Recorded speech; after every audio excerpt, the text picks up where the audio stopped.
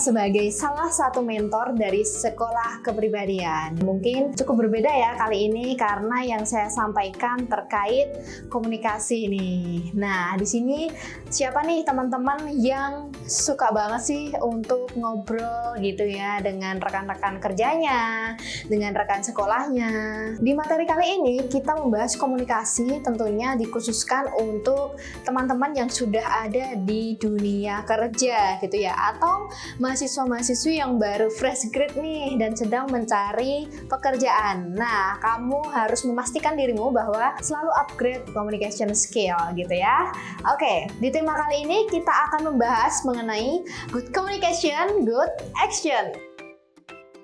Nah, di segmen satu ini teman-teman, kita akan menggali lebih dalam lagi kenapa sih ya kita harus memiliki komunikasi yang bagus. Mungkin bukan hanya bagus ya teman-teman, tetapi lebih ke komunikasi yang efektif. Nah, mungkin sudah ada yang mendengar komunikasi efektif, tapi belum paham apa itu komunikasi efektif. Yuk kita pelajari bersama di segmen satu ini. Oke, perlu diketahui terlebih dahulu ya teman-teman ya bahwa komunikasi ya seperti yang kita tahu sudah kita pelajari di SMA atau semenjak kuliah gitu ya, bahwa komunikasi adalah pertukaran informasi ataupun ide, pesan, perasaan seperti itu ya kepada orang lain. Nah, kemudian apa sih yang membedakan komunikasi biasa dengan komunikasi efektif? Nah, baik. Jadi, komunikasi itu dapat dikatakan efektif apabila pesan diterima dan dimengerti sebagaimana yang dimaksud oleh pengirim dan juga diterima oleh penerima pesan. Seperti itu. Dengan kemampuan ataupun keterampilan komunikasi efektif ini, itu dapat meningkatkan kualitas hubungan antar pribadi gitu ya. Kalau di tempat kerja mungkin dengan rekan kerja, dengan atasan, dengan bawahan maupun dengan klien gitu ya. Nah, tentu itu juga akan membantumu untuk bisa optimal dalam bekerja dan tidak ada hambatan gitu ya dalam berinteraksi dengan satu sama yang lainnya. Lalu, mengapa sih komunikasi efektif itu penting untuk kita miliki dan pelajari?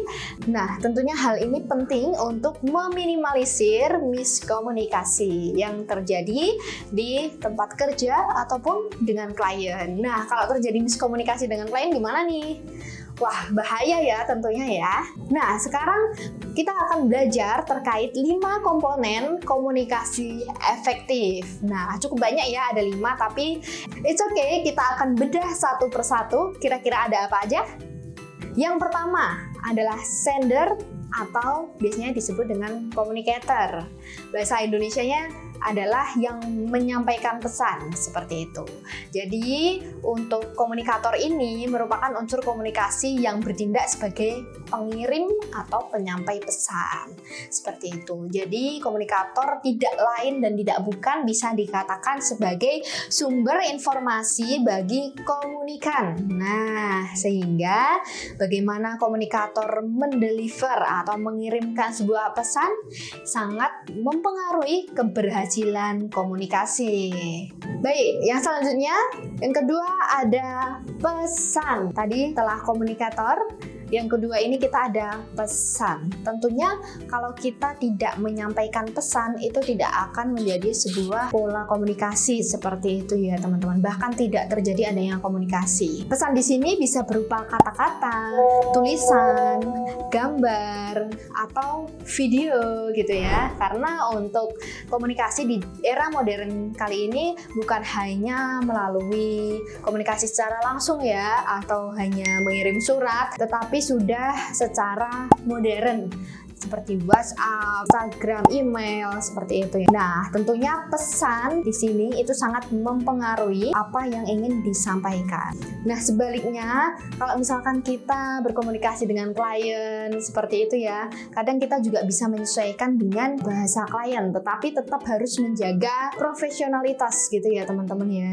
Jangan sampai iseng mengirimkan stiker-stiker yang kurang patut untuk dilihat seperti itu ya. Baik, kita lanjut ke komponen yang yang ketiga yaitu delivery channel. Nah, delivery channel itu maksudnya adalah media yang digunakan dalam berkomunikasi atau sarana atau saluran. Nah, kalau terkait komunikasi bisa lewat media sosial dan sebagainya, karena di zaman sekarang sudah banyak sekali untuk kita bisa berinteraksi secara online dari jarak manapun asal ada jaringan atau sinyal. Nah, dalam berkomunikasi, pesan akan diterima oleh panca indera manusia, teman-teman. Jadi kan kalau melalui media sosial, itu juga sekarang sudah bisa ya video call, kemudian telepon, stiker gitu ya, ataupun pesan video, voice note gitu kan ya. Jadi pesan diperantarakan oleh hal tersebut. Oke, next kita lanjut ke komponen yang keempat. Nah, komponen keempat ini yaitu adalah, ya betul, receiver ataupun komunikan gitu ya. Nah, komunikan ini itu sebagai penerima pesannya, teman-teman. Jadi, tugasnya itu menerima pesan yang disampaikan dari penerima pesan. Nah, biasanya memang untuk penerima pesan ini bisa bersifat individu ya, ataupun juga bersifat ke kelompok. Nah, kalau bersifat ke kelompok biasanya saat apa? Saat pidato ya. Biasanya kan yang menyampaikan pesan satu orang, tetapi yang mendengarkan pesan wah bisa banyak orang ya. Komunikan ini memiliki tanggung jawab ya, teman-teman ya, tentunya untuk memahami pesan apa sih yang disampaikan dari komunikator, seperti itu. Baik, jadi sebagai komunikan harus memperhatikan dan mendengarkan dengan baik ya, tentunya dengan seksama seperti itu. Nah, tentunya komunikasi tidak akan efektif tanpa komponen yang kelima, teman-teman. Nah, apa sih komponen yang kelima? Nah, berikut adalah feedback atau umpan balik, merupakan respon ya, teman-teman, yang diberikan dari komunikan untuk menanggapi pesan dari penerima pesan. Jadi harus ada jawabannya. Kan kita nggak enak ya, teman-teman, misalkan kita mengajak diskusi oleh rekan kita, tetapi tidak ada respon sama sekali. Kita istilahnya dicuekin gitu ya, kalau bahasa sekarang. Nah, itu tidak akan membuat komunikasi kita menjadi efektif seperti itu. Nah, komunikasi bisa efektif apabila ada respons, umpan balik, sama seperti keempat unsur komunikasi yang telah disebutkan sebelumnya ya, teman-teman. Untuk feedback ini itu memegang peranan penting gitu ya dalam tercapainya tujuan berkomunikasi. Karena dari feedback, komunikan akan mengukur apakah komunikasi bisa berjalan dengan baik atau tidak. Apakah komunikan memahami pesan yang disampaikan atau tidak, dan apakah tujuan komunikasi tercapai atau tidak. Nah, memang apa sih tujuan dari komunikasi yang efektif? Tentunya dari komunikasi yang efektif ini akan mengubah pengetahuan, mengubah sudut pandang, perspektif, sikap, maupun perilaku orang yang menerima pesan atau komunikan sesuai harapan pemberi pesan atau komunikator. Nah, itu kurang lebihnya terkait pentingnya komunikasi efektif di materi Good Communication, Good Action. Dan semoga dari materi ini teman-teman bisa belajar banyak ya terkait kita harus punya skill komunikasi efektif. Nah, sudah terjawab ya teman-teman. Dan teman-teman juga bisa mempraktekkan kelima komponen itu dan dioptimalkan dengan lebih baik. Dan tidak lupa terima kasih karena teman-teman sudah menyimak video ini dari awal hingga akhir. Mohon maaf juga jika ada kata-kata yang kurang berkenan dalam video kali ini.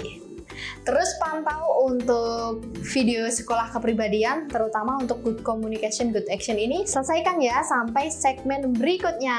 Baik, saya Nia, pamit undur diri. Sampai jumpa. Salam sakti.